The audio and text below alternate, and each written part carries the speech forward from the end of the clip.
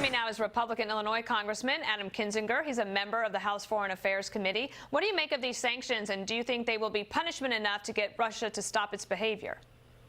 I'm not sure if it's going to be punishment enough, but I think it's essential because basically what we want to show, anytime Vladimir Putin decides to do something, he runs kind of a cost-benefit analysis. Here's the potential cost, here's the potential benefit. The benefit he sees in all of this, whether it's with us or any of our allies, is trying to undermine democracy. So he's playing this long game. He wants people to not have faith in the voting system. Because if you think about it, if people don't have faith that their vote actually counts, that's the biggest thing to undermine the stability of this country. So I think every time we know that the Russians are involved in any kind of election meddling, it is essential on us to impose strict sanctions on them because we want the cost to begin to outweigh that benefit.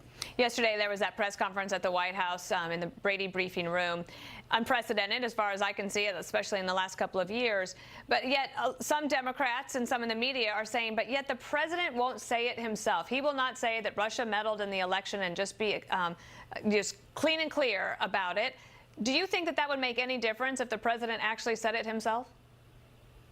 I don't think it'll make any difference with some members of the press. I think the president has said it. I, have kind of wondered why he wasn't more clear in how he says it. And I think what it really comes down to is he has this feeling that there are people that are blaming the Russians for his election. And if you actually look at what the Russians did in 2016, you talk about the Facebook ads, you look at what they actually spent on it, there's no doubt that the Russians did not elect President Trump. He won on his message.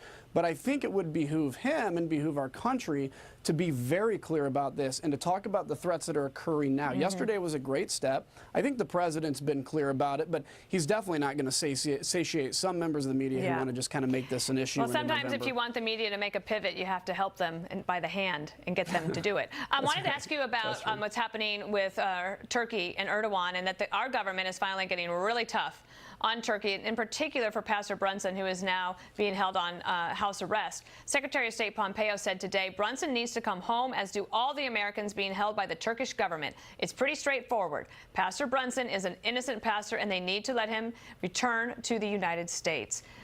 Sanctions, will that be effective with Erdogan?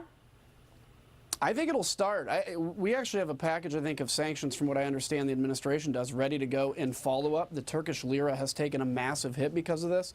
And I think this is a great maneuver, both by the president and the secretary, because it says we're not going to leave Americans behind. This pastor is being held as a bargaining chip.